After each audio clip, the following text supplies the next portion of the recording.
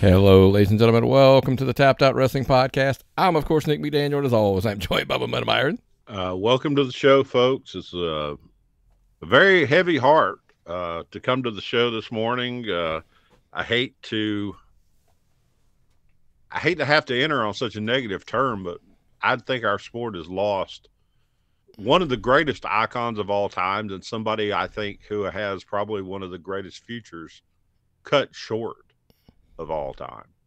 I have sat and watched. I know your take on death from your line of work is different than most people's. Mm-hmm. God almighty, Nick. Yeah, man. Look, we recorded on Wednesday last week. All the news obviously broke on Thursday, the day the show drops, but we had obviously already recorded. We talked about doing some stuff maybe, but I was like, hey, we'll do it just next week, kind of, because, look, I'm not going to lie to you. I wanted to see how, SmackDown and Raw and the tributes and all that kind of stuff kind of to go towards it. But, yeah, man, like, it's, we were talking about, like, yeah, I see death way too often in my line of work. But it's kind of like, I was a Dusty guy, so then obviously Dusty's linked to Terry Funk, so closely over the years, especially the 70s, 80s, and all whatever. Yeah. And I always tell people, like, in my line of work, like, look, I know it's never easy to lose somebody, even in their 60s, 70s, 80s, 90s. But like Bray passing at 36, man, that's the parts I always tell people that I struggle with, as a grown man, even in my line of work. When people die younger than you, like that, it's hard to wrap your head around that. And, like you said, when we were talking off air, the family, the kids, all of those things, like, and I tell people, it doesn't, how many times I've seen it in my line of work, it just, that's where your heart breaks for the family. It's, when you're leaving small kids, and that kind of stuff. Man. It's just those terrible. Were such beautiful pictures of him and the kids and JoJo. It was so sad. And if nothing else, I hate to pitch Woodman of the World Insurance, Nick, but this should be a commercial for what your company. Get out there. I had somebody ask me that. Like, somebody literally said, "Do you think he had a life?" I'm like, why would I know that? Like, why? I wouldn't know that, but but you should. But it's like you say, man, it's just tough. Because, Terry, you can reflect back and you can look at a great career. But with Bray, we're forced to look at, like, what could have been. Yeah. Like, yeah, he had a really good run, but it's like, I don't think there's anybody on the planet that thinks he had seen his best days in wrestling. No, like, I think his best days were still to come. And I think that's why it's so tragic, is that it's like, it took, look, from what it took from wrestling fans is nothing from what it took away from his family. Yeah. And I think that, and I think people have to understand that, WB did such a wonderful job with the packages and everything they did. Interspersing them through the shows, and Monday too. I just watched Raw yesterday on DVR. They did great on ratings for SmackDown, just showing the amount of people who wanted to tune in, people who had lapsed, or people who had, don't catch every show, tuned in to watch. I was touched by Tony Khan.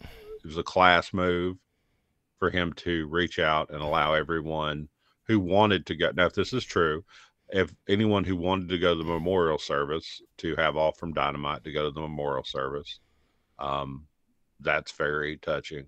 I think Tony at heart is a good person and a great wrestling fan. And that's what continues to give me hope on what he's doing and what he's trying to do. I believe he's a huge fan. And as hard as it is to segue between two topics, I don't think we can not talk about the biggest event in wrestling in a long time. Yeah, it's like I said, man, it's tough to segue out of those type of things, but we have to. We're going to move into All In, but before, look, I was telling somebody, like, look, we're going to share our opinions, But, you know, look, not only is the Patreon still alive, patreon.com/tappedoutpod, but also over on youtube.com, Tapped Out Wrestling Podcast, Tapped Out Podcast Network. There's a, you know, you can become a member there. There's like a review written for All In from our author contributor, breaking down the matches and going through all of that kind of stuff. So we tell you, man, look, it's one thing to get the show on YouTube, like the page, subscribe, turn your notifications on, because, you know, we did move the show a couple weeks ago, and we had people reach out, and I'm like, hey, if you had your notifications on, you'd have known. So, and, you know, but you can become a member, get all of the writings that are there as well, get the show early, that kind of stuff. So, man, check it out over on YouTube, youtube.com/C/Tapped Out Wrestling Podcast is the URL, but you could just search Tapped Out Wrestling Podcast and find it as well. But you look, we're going to save what, you know, everybody's like the hot topic is. We'll save that for a little bit because I want to cover the positive. Yeah, the good. The positive. Okay. Here's your question, Nick. All In, its impact on professional wrestling, success or failure? Oh, massive success. I don't know how anybody being subjective could look at it and say that it wasn't a success. It was good for the company. It was good for the talents. It was good for Tony Khan. It was good for wrestling, period. Oh, yeah. You know, it showed that they're wrestling fans, not just in America. Okay. And it's not like you showed up for a paid show in Saudi, or you're doing one of those other big things that they do sometimes. You showed up in England, you sold tickets, people showed up in force. Wrestling is a worldwide sport, and they proved it. Revel in it, enjoy it. I'm gonna say I did read something that was very, like, I've kind of been saying this for a while, and I was kind of like, okay, there we go. And it was like a bigger site, like it was a pretty big site, and they made the comment of one of the losers. They had like a winners losers for All In. One of the losers was American wrestling fans. Because this was another, because look, we've done Cardiff with WWE. When WWE goes over there and they do, you know, they did that Money in the Bank. They did Puerto Rico now. And I know, by the way, America, US, I got it, Puerto Rico. But you get what I'm saying. Yeah. The point they made was, what have we been saying for a while that I think shows should go overseas more? Because they're doing great when they do. Look, I'm not saying overdo it and saturate it to the point where it becomes like, you know, but I've said wrestling fans in America are a little spoiled that they get shows over and over. So when the crowds dip and you're like, why? I'm like, look, Chicago's going to be fine for All Out. We'll get there in a little bit. But somebody made a joke about, like, is this like the 10th time they've been in Chicago this year? Yeah. You know, and it's kind of like, oh, well, you know, he's not wrong. And, you know, those fans in Puerto Rico were hot. That crowd was loud. I just think sometimes you have to, if you really want to it's like you're always going to sell more food to hungry people than people who have already eaten. Right. Okay. The old joke of that's why you don't go to the grocery store hungry. You go to the grocery store right after you've eaten. Exactly. Okay, and wrestling fans in America are constantly eating. Yeah. Okay. And other countries, there are other places they're hungry for it. Places they don't go on a regular basis. Right. So, but all that being said, I do think, like I said, it was a massive success. The highest paid ticket sales. Look, and I get it. Some people want to nitpick that, you know, as far as like the revenue. I don't care. That 81,000 tickets were sold, period. You know, so kudos, man. And look, there's lots of stuff. And look, while we're breaking down, we'll go in through some of the production while we're talking about some of the matches and stuff as well. But let's just start at the top. I know. Do you want to go? You want to start with the first match and work your way back, or do you want to start at the main event and work your? I can do either one. We can just start at the first and the last. Anything involving MJF is the greatest thing any single program working for AEW has, in my opinion. He's the strong suit. He's your best thing going. All right. Nick was wrong. Let's start with Nick was wrong. Ring of Honor World Tag Team Championship. MJF Adam Cole versus the Aussie Open. We're going to dive into this a lot, other than the fact that I thought this was a risky move. I didn't see the gain. I didn't. Where I was wrong is they actually did win the titles, A, but B, then they will use that later in the main event. So there was some call to it. So it made, okay. Do I think it was the risk was worth the reward? I still don't. But I was wrong in the sense of I don't even know why you would do it. I'm like, okay, well, they did do some story there, so I'll go with that. I still probably wouldn't have done it, but that's just me. Hook versus Jack Perry, FTW match. By the way, I really liked the match, which is jacked up. Everybody was like, oh, yeah. I watched this one I watched it live on YouTube when it happened because this was part of the pre-show. So, yeah. And look, we're not going to get into we'll get into the other part of what this led to in a minute. But the match was good. Look, Hook, losing to Jack Perry, we'll get into the whys, or I don't know. I'll preface it. I did not actually buy the pay-per-view. I have watched highlights. I didn't pirate it. I've watched highlights. I've listened to every single review of the show. I've watched every single thing they have posted, AEW has posted. So I got a pretty good feel of everything. And from what I've seen, it was a damn good show. And some of these matches were really good. Here's the thing. I think all the matches were good. I wouldn't push them into the great categories. I will probably nitpick a couple just because. But nothing there wasn't a match on the card that I was like, this match sucked. There's not one match on this card that I said sucked.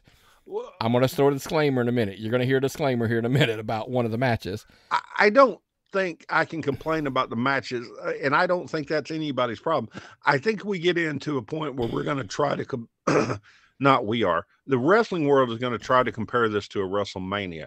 And everybody's like, oh, it's, this is the entrance packages. Oh, this is different. But folks, I think this is closer to WrestleMania 1 than it is to 39. Not in the talent or the matchmaking or anything like that. It's more along of production of how you get your entrance packages, how you get everything put together, how it's your first time doing this on such a big scheme. So even though you've run pay-per-views, you've ran big pay-per-views, this is a mammoth undertaking. If we're doing the WrestleMania comparison, I will tell you the one thing that that was the pre-show, we'll pass that on.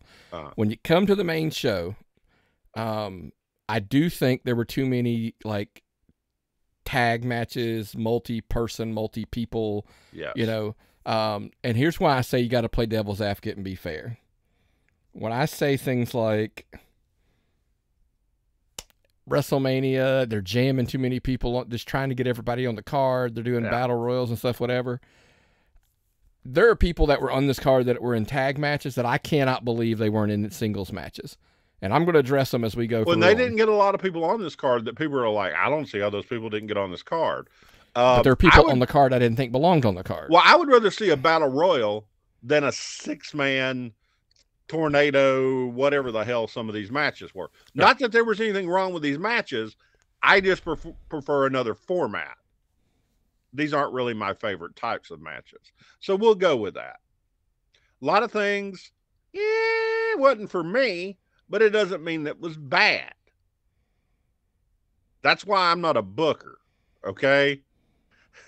Things I have booked. There was that part of the show where me and Dave Wills that we did where we booked a teddy bear, and Jim Cornette probably would have lost his shit on us. Correct. Besides that, you couldn't put me on a 90,000 fan show in England. Yeah. So I'm not qualified to say this. But some of the stuff just didn't appeal to me. Well, not the talent or anything else, just the format. If we go detailed on all these, we'll be here all day. So we're going to have to speed some of them up. Okay. I'm going to hit the high notes, which are, let's start with the one that's going to surprise you. Will Ospreay and Chris Jericho. Uh-huh. Chris Jericho's still out there showing people why He's going to take one of those Mount Rushmore spots if it kills him. I love that man. You cannot ever say something about Chris Jericho. If I was a fighter, I'm more of a lover. But if I was a fighter, I would defend Chris Jericho to the grave. That man has done more for professional wrestling than almost anybody. How can you not be happy for a guy who lived out both of his dreams in front of 80,000 people? He was a rock star, sang his song to the ring. 2, then he wrestled in front of 80,000 people in Wembley. By the way, tip to the cap real quick. How cool is it that, the band got to go? Judas, Fozzy was there to play. Rich Ward. It was cool because, Rich went to high school with us. And then I showed the highlight to my wife and she was like, "Oh my God, that is so cool." And Rich is one of the nicest people on the face of this earth. Yeah. Couldn't be happier for him, but then you get into Jericho. He ran, look, it was funny. I heard somebody saying well, he didn't really keep up with Will Ospreay. And I'm like, if you're saying he was a step behind Will Ospreay, just one step, I would think Chris Jericho would take that because that match was really, really good. And the old man, and that's, by the way, I'm saying that jokingly, the old man hung with the young stud, went right there with him. It was my second favorite match on the card. And by the way, Will Ospreay's growing on me. The more I see him, I'm like, okay, maybe he's better than I give him credit for. I think we're liable to see him more places too. Yeah. From what I've heard. Yeah. I think so. I think he's going to be signed with one of the big two sooner than later, for sure. Highlight of the night, clearly, hands down. Listen, we've been saying it's the most WWE story they're running, so shockingly that it's probably one of our favorite stories there.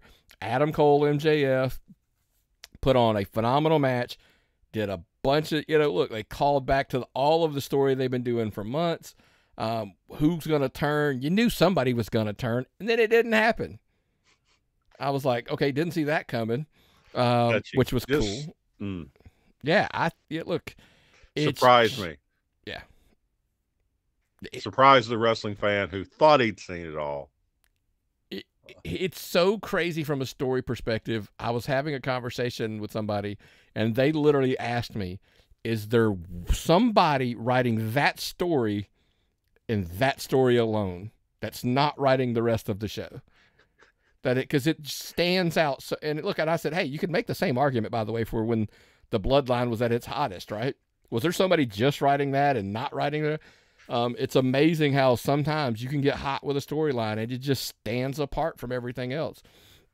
And by the way, it also solidified MJF cannot, and I repeat, cannot be allowed to sign with the WWE. Tony Khan's going to just have to say, here's the check, write the number on there, and just tell me what it is, and we're going to pay you.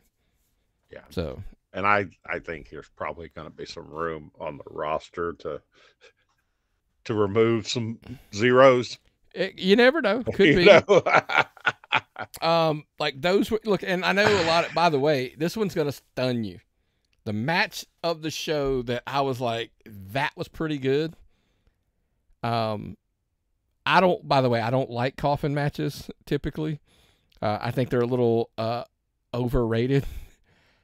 Well, I mean, if I'm it's not going got to blow your mind. If it's not got the Undertaker in it, the hell with maybe it. That's it. I have become full circle. I've come full circle, not become. I've come full circle on Darby Allin. You ready for this? Uh-huh. Sting was giving Darby Allin the rub to make him a top-tier star. I have watched that match and said to myself, as crazy as this sounds, Darby Allin is now giving Sting the rub by making his matches look even better. Think about it's kind of like there's so much magic over here that when Sting does, you're so focused on the crazy from Darby that the match is super exciting. I'm not taking a thing away from Sting, by the way. Sting is doing some of his best stuff, right? It's the most entertaining stuff.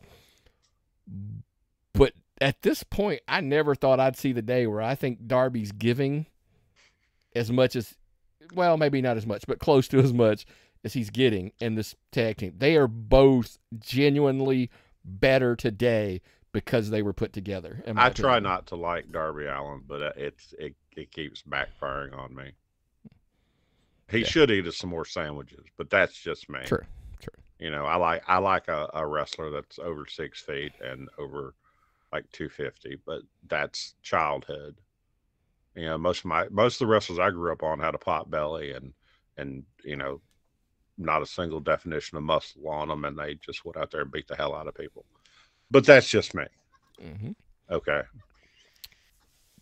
Other highlights from the show. Listen, I will tell people, like, I love that there, you know, women kind of had a story going into it. There was at least an angle there. Saraya, listen, and there's nothing wrong with this, by the way. I said this to somebody, they were like, "Oh my God, I can't believe you said that." And I kind of went, "It's not an insult, by the way. I think she was the feel-good moment, the hometown girl winning at the big show." I'm like, and they're like, "Oh, so you don't think she deserves it?" I'm like, "Well, I don't think anybody deserves anything." We've had that conversation on the show before as far as titles go in wrestling. But look, it was a great feel-good moment. They had let's segue a little bit into it. We Will Rock You. She gets the Queen entrance. You know, she gets her family there, the big presentation. Her mother's a legit badass. Mm-hmm. Okay. Her family are carny ass fighting, just serious badasses. I've got some of her mother's t-shirts because they are badass. My daughter stole them all to wear as, like I said, she steals my 5X t-shirts to wear as gowns when she goes off to college. The Saraya ones are awesome. And you go in there and you have women beating the shit out of each other. Paige is getting a second chance at her career in her home country. What's not to like? Yeah. So now I'll tell you the things I did not particularly like. Okay. By the way, I didn't say these matches were bad. The Stadium Stampede match, the second they went down Death Row, you know, Death Match Alley, you kind of lost me a little bit. That's okay. My other take was it might have been too much blood for a mass audience, possibly. I could make that argument. I'm also, by the way, I'm going to tie 2 matches in here for a reason. The Bullet Club versus the Elite, or Kenny Omega, Hangman Page, and Ibushi, and all that kind of stuff.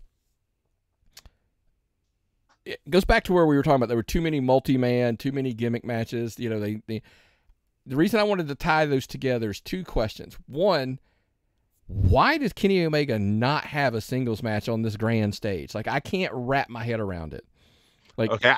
And we're not even big Omega guys, but I'm like, he deserves, and I just said you shouldn't deserve. He deserves it.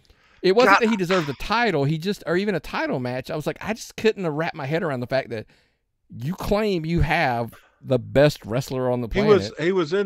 He had that guy that he works with in Japan, in their tag team, what they're called, the Golden Showers. Or whatever. I can't remember what they're called. The Golden Elite or I don't know. They're Golden Showers. But my point is like, and they were over there, and one of the more respected independent wrestlers we know, actually a signed wrestler, sent me some footage of that match, and it looked like a bunch of friends having fun. I'm not talking about the tag team. I'm talking about the good guys and the bad guys, the heels and the faces. They were helping each other, and not like throwing the other person, helping the other persons into the ring and slapping hands with the fans. It all looked like everybody was out there clown assing and stuff. Not my style of wrestling. I generally prefer to see people looking as if they're mad at the other person and legitimately fighting them. You can have 2 baby faces wrestle if it's for a title or something. Like, there's a story there that makes sense. But in general, by the way, you want me to blow your mind? This has not been a Nick take for very long. is John Moxley above deathmatch, right? Like this Stadium Stampede stuff? Moxley the Butcher? No, listen, hear me out. Here's my argument. Right. Myron, we praised him and as professional as he was and what he did. Think about this. Yes, I know I'm not segueing yet, but about a year ago, he was put in a position he had to step up, become that interim champion to be the face of the company and he did. And he went out there and he did a professional, like, and he was Dean Ambrose, in WWE and everything. And I started thinking, I was like, is this just something that he likes to do? I hate to be this way, but is he better than that? Deathmatch wrestling. Let's not insult no, deathmatch wrestling. I'm not for insulting me. I'm not saying this is the best he can do. My take on it is, he had the chance and the position he was in to carry the company for a while, and he's getting rewarded to do what he wants to do now, and he wants to do this, okay, and he wants to put a fork in his head and do the Abdullah the Butcher shit and get hepatitis C. And I haven't seen him with Hannibal yet. Not for me. I don't know why you put him with 18 people in this match and you bleed everywhere. Not for me, Nick. No, not for me. The match. Here's the jacked up part. Was there too much? Maybe there was too much blood for the mass show that they were pulling off for the masses. But my point being, I'm not like condemning the match. I'm just kind of like, should John Moxley and Kenny Omega been in a match against each other? A singles match against each other? Like, are they? It's not just the death match part of it. Is John Moxley and Kenny Omega like a level above the being blobbed in with 9 other wrestlers in a match? Kenny Omega is getting to play Japan. Okay, John Moxley's getting to play deathmatch, and the Bucks are getting to play tag teams. By the way, I will blow your mind. That match was good. I don't FTR. I don't doubt it FTR. Was. Now talk about pushback. I thought the first 2 were better than the third, but secretly, folks, I'm watching these matches. I thought it was good. But wasn't. So you don't take the belt off the guy with pending felony charges. Yeah. Okay. Look, we did conversate about this a little bit, but the pushback wasn't that they didn't. It was the pushback that you made that Cornette said it was good to see the Bucks did the right thing and I was like, well, an argument could have been made that the FTR could have done the right thing and took the belts off of him. I'm not saying they should have. That's just an argument to be made. That, it's a question between WB style booking, where you take the belts off the people who might have a problem legally or rule wise, or the case of, oh God, how do you say it? The booking where you book for the fans and the audiences, where the guys that do the right thing for the business and to do the right thing for the fans and keep the belts because they're the more popular one, and the Bucks have something going on. So I don't know. Yeah, I mean, but again, it's I look. If you're asking me our favorite styles, we like FTR better than the Buck style, but that doesn't mean anything. Is Hangman Page lost in this? He's buried. He was in that 6-man. That's what I'm saying. I know, but is he just lost in this whole thing? Do they have to find a match to stick him in? Is he one of the elite when it's comfortable, and then? No, he's with them. He's going to be hung, and he's hung out there. Listen, this whole contract for sign. We discussed this a few weeks back. I think Hangman's the loser in the we're going to do this, all for one for all thing. I honestly still think he probably should have left. I think if all of them, he should have been the one who left, and but that's just me. The others, I get why they're there, makes total sense, and they stayed. I understand that. But look, there's lots of stuff that came out of it that we are going to discuss right now, Myron. I don't know if I really want to. I'm going to shock you. I'm going to have a take that you're probably not going to, that you're going to be kind of stunned by. Of all the conversation we've had this week, of all the messages, of all the stories we've read, of all the things that have gone in our discussion groups, you have something to tell me that's going to shock me. I think so. Well, I want to hear it. We, of course, are discussing all of the drama that is the CM Punk, Jack. By the way, there was an update a little bit earlier today that I kind of chuckled at. Might have been last night, this morning. I go to bed early, so. CM Punk and Jack Perry apparently get into it, as Perry's going in and Punk's going out. For, by the way, we didn't even address that. Punk and Joe opened the show for the real world title. Joe gets about 80% of the offense. Punk still pulls out a win and is still the real world's champion. By the way, how convenient would it be if this belt can just go away at this point now? Joe's a veteran and a professional. Hot take. Wrong match to open your pay-per-view? It was because it was a wrestling match. It was slow. It was a regular old style. Unless Punk really wanted to get on a plane to go home anyway. I'm just saying, why not open it? Could you imagine had they opened with the Stadium Stampede? That's what I would have. Total chaos and just then you could have come back with something that'll grab them by down. the balls with something crazy. Yeah, and fast. I agree. So anyway, sorry about the sidebar. So Perry comes back. Punk's waiting, I guess. Who knows that? Look, by the way, for full disclosure here, I don't know that I believe hardly anything that I've read anywhere. I made that joke in one of our group messages. Dude, even when Sports Illustrated, I was like, look, until that kind of stuff comes out, then I'm Forbes, and I'm still hesitant to believe it because you're like, were they fed something? Forbes magazine. I will never be able to look at Forbes magazine for financial advice. Ever. Not that I ever did, that I had money to advise on. But if I ever had money to advise on, I'd never look at Forbes after reporting this shit. Yeah. So all of the stuff is hypothetically if this and if that. But supposedly they get into it because of, Jack Perry puts Hook through a windshield, references look, a while back we heard this stuff isn't allowed anymore. Real glass is one of them. He makes a thing on TV.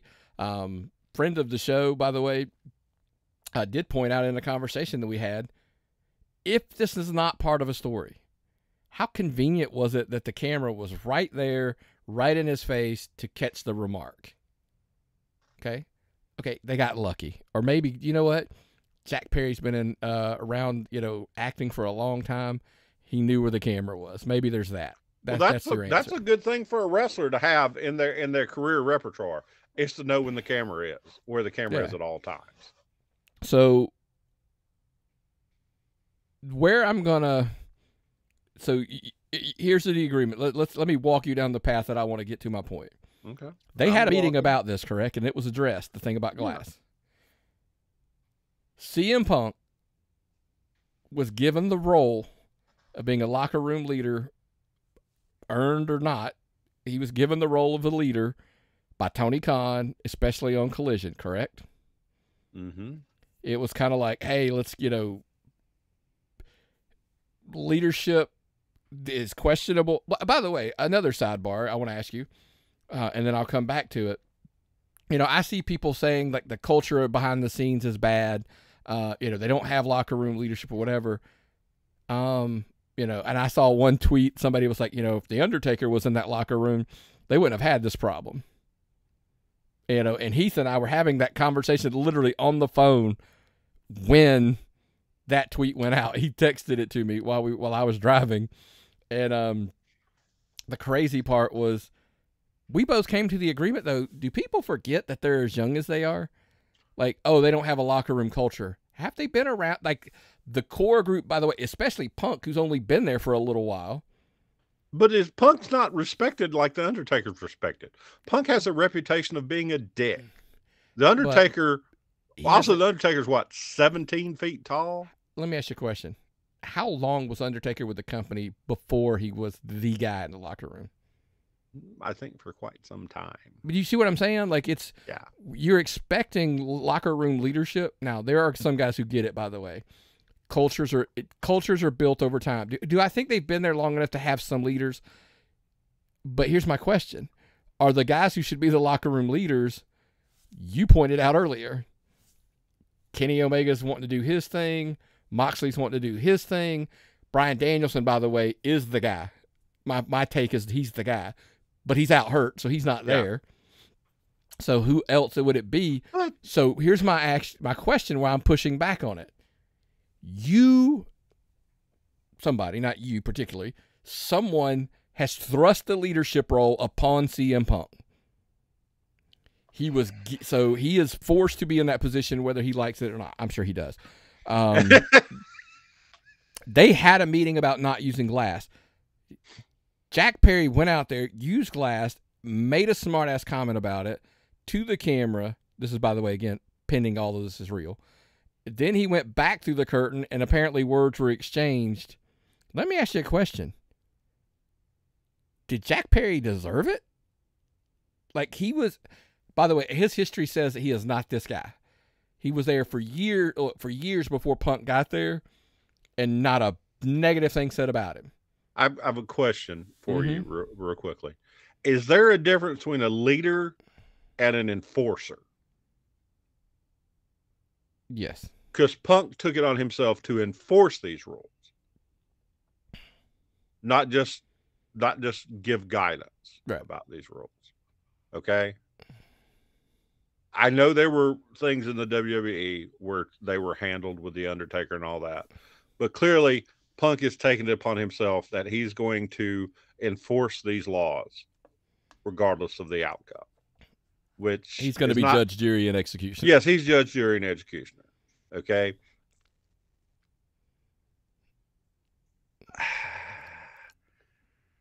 I don't know if he's the person to be doing this.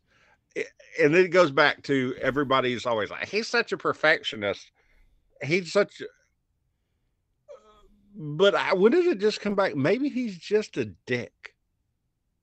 Okay? Maybe he's not the person that needs to be in positions of authority. But how many bosses have we been around where that's the case? They're the boss. But he's an employee. If the leadership role was thrust upon him by the owner of the company, Tony Khan, he's not owner, he's upper management at that point. And how many times have you dealt with upper management who you thought was a dick, but ownership told them what the rules were? You knew what the rules were. You probably knew better than they did. But you see what I'm saying? So, listen, I'm not... Because here's the thing. Only people that really know what happened were there. Even the people that are writing, and I love this part. I just had this conversation with somebody yesterday. Even the people writing are getting the story from somebody. And I said, listen, one thing I've learned in life, there's his version, and the truth. And a wrestler's version. Well, it's because everything is told from a perspective. If you're friends with Punk, I'm sure your version of what happened back there is different than from somebody who's friends with Jack Perry.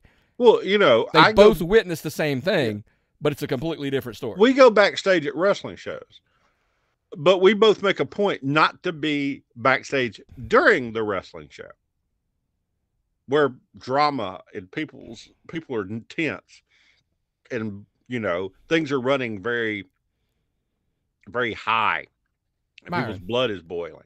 How many times have we gone behind, like backstage after the show, and heard the same thing happen in the ring? We saw happen, this guy's version and this guy's version, or her version and her version, and they don't match. And we didn't see it. Sitting there. Right there's near always, the ring. yeah. Didn't even see it at all. And so here's what I heard from what I heard. And then what I heard. Okay. Punk stops Jack Perry, says something to him. Perry gets it. He goozles Perry. Whatever. Then he says, I quit. And Joe has to come out and talk him to go into the ring. Okay? Yeah. When he goes out and has his match, Miro asks him something when he gets back.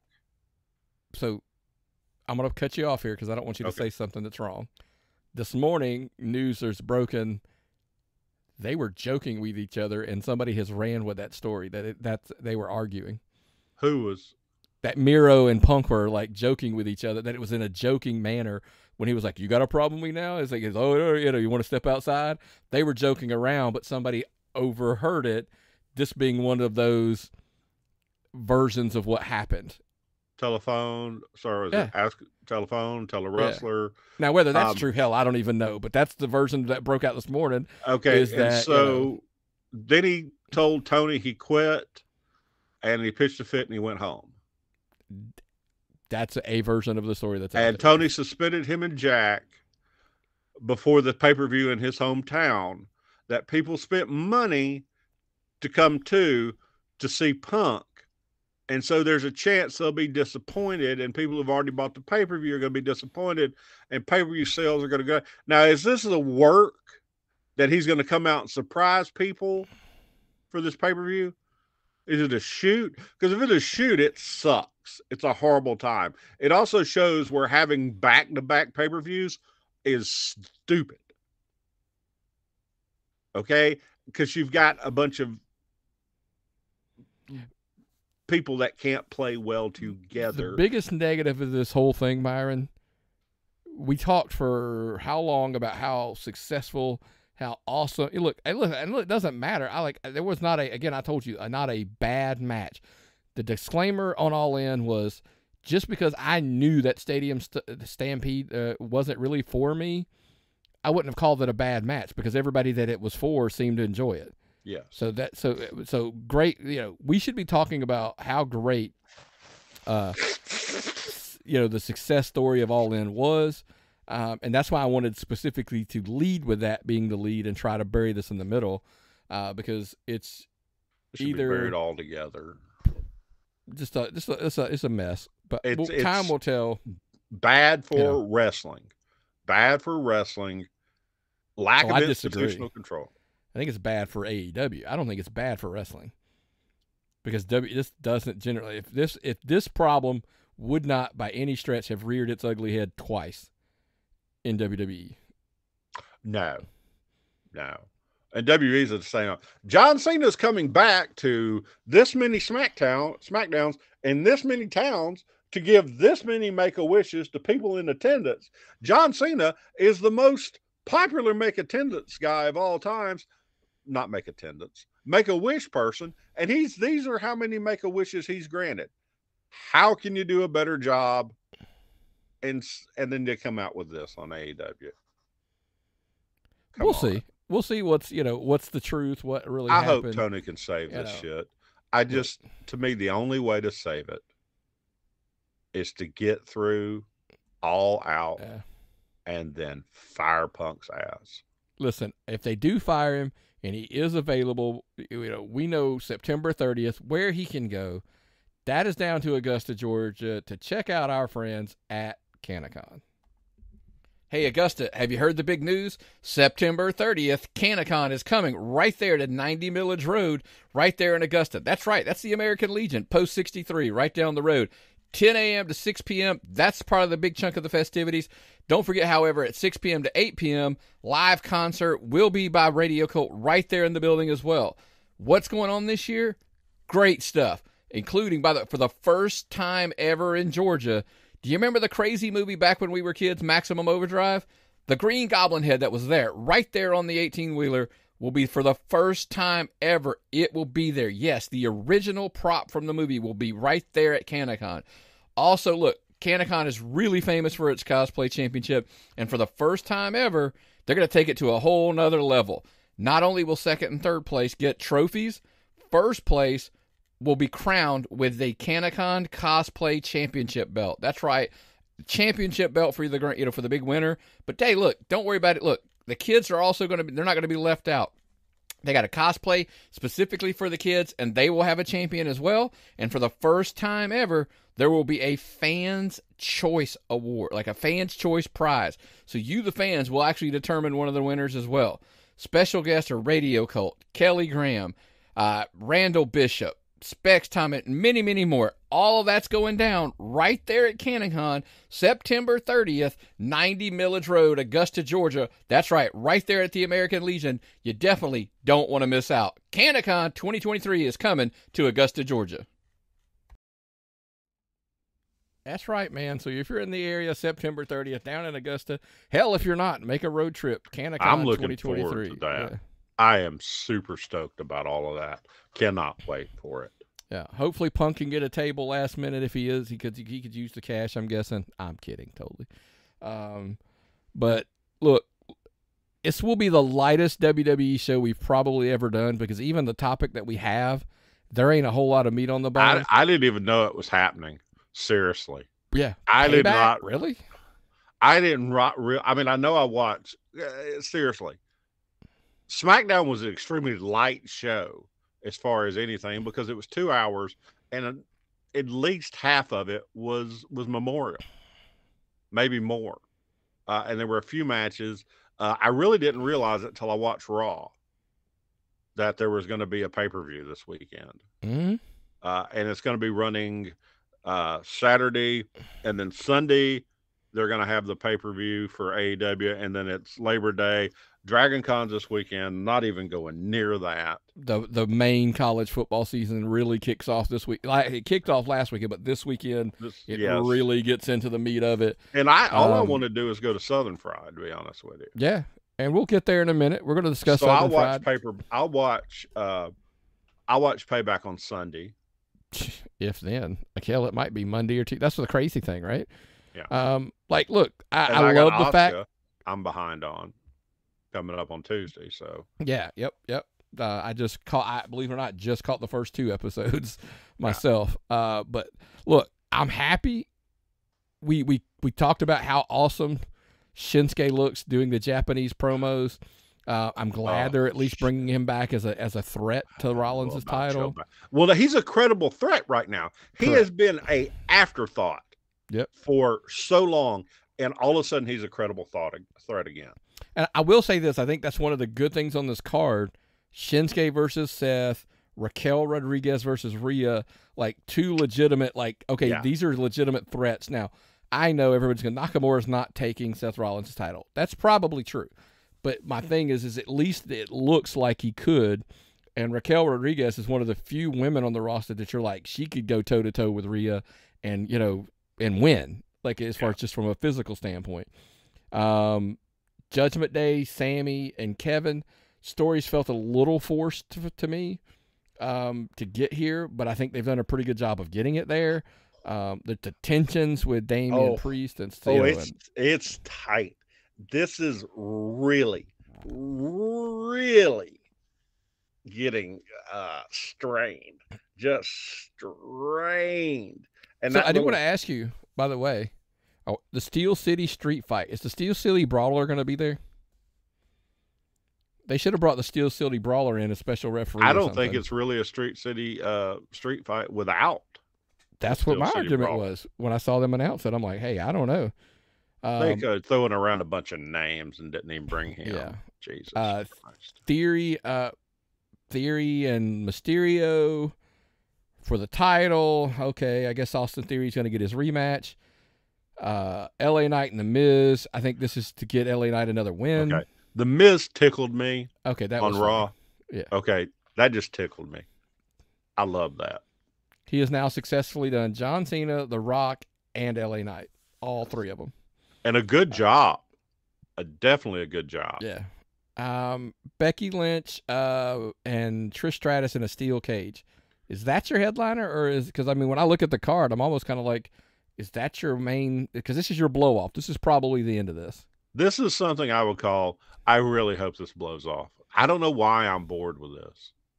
I'm a legend in Trish Stratus, a potential Hall of Famer in Becky, who I've always loved.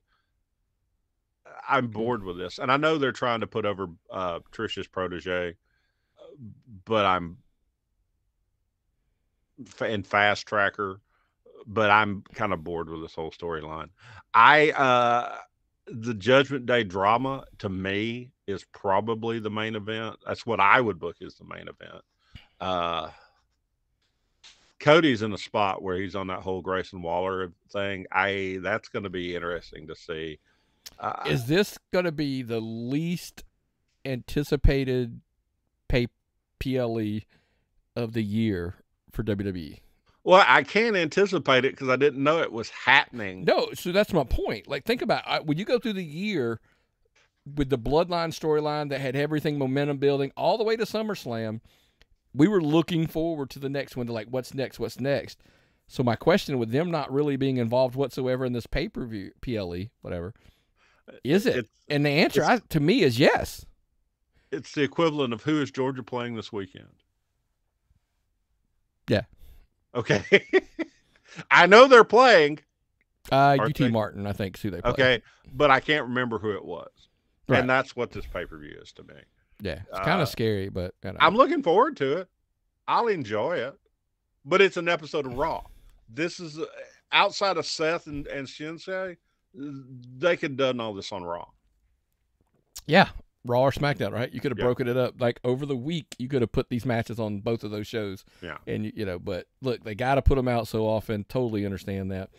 But I will say something. There was something special. I do want to talk about something special, but I'm going to segue it into two things.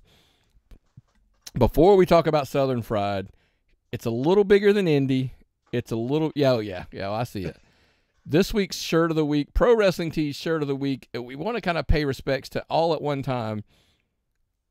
Kamille Brickhouse. Kamille, NWA, and it kills us to say the former NWA Women's Champion. Look, you got to grab this shirt while you still can on Pro Wrestling Tees. It obviously is there sporting the Burke, which is, the NWA Women's Championship. Why Kamille? Why this week? Why this week?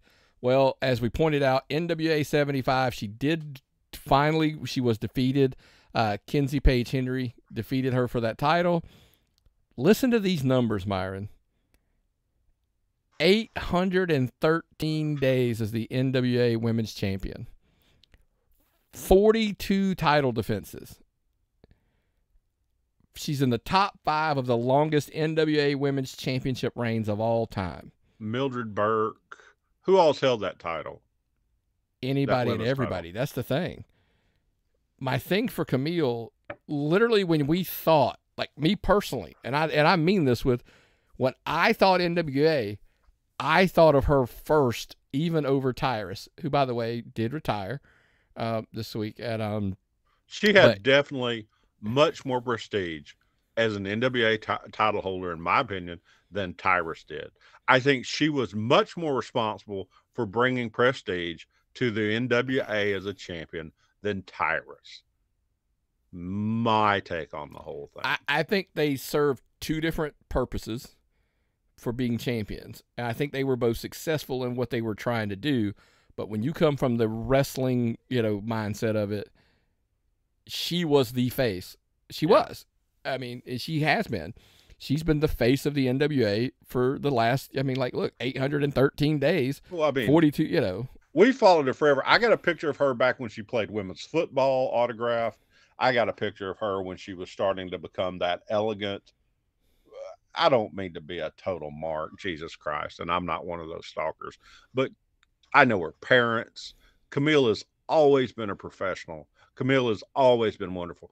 But it's rare occasions. Hold on. It's a rare occasion that you can sit there and say, we are as fan as much of the person than just a Yes. performer. And that's Yes. that's one of those things where, like I said, going back now for years, and we saw her wrestle here locally. Super proud. People don't understand how close I considered booking her on Hell Freezes Over. Yeah. She had, she was the women's champion, and that made it a little more complicated. But yeah, that's how much we're fans of her that we considered booking her on Hell Freezes Over. A couple years ago. So definitely. And the funny thing is, I would say Kenzie Page Henry is the future, but the most vivid example of that is I had a 8x10 autograph to Kenzie Page, and I realized it was autographed when she was 16. So I took it down. She's the future of women's wrestling. She's going to get there one day. She's 18 or 19 tops. Okay. She can't even buy beer. She's going to be very important to women's wrestling in the future. She's the right choice if you're wanting to get there one day. But Kamille's got to sign somewhere, Nick. Jesus I think that day's sooner than later as well. We've said it for a long time that I was just shocked. But look, when she was NWA Women's Champion, I get it. I was like, okay, well, you can't really sign. I mean, but now that she's not, I'll start banging that drum again that it's time for somebody to sign her. She carries herself with the prestige like Charlotte Flair. She's the only person I know that I can compare to Charlotte as far as her elegance and her professionalism and the way I know I'm sounding like a huge mark, but like I said, I've followed her entire career from seeing her wrestling indies to where she is now, meeting her parents at shows. Like I said, I'm a huge mark. So hopefully, like I said, we just wanted to show some respect and props there for, that hell of a reign that she had there in the NWA. Before we get out of here, though, Myron, we are going to be at Monroe this Saturday, Southern Fried Championship Wrestling Wild Card. Listen, card looks great. Judas, CT Keys, Rob Adonis, Tyler. They're going to have like looks like a contender match. They're going to do for the Classics Championship.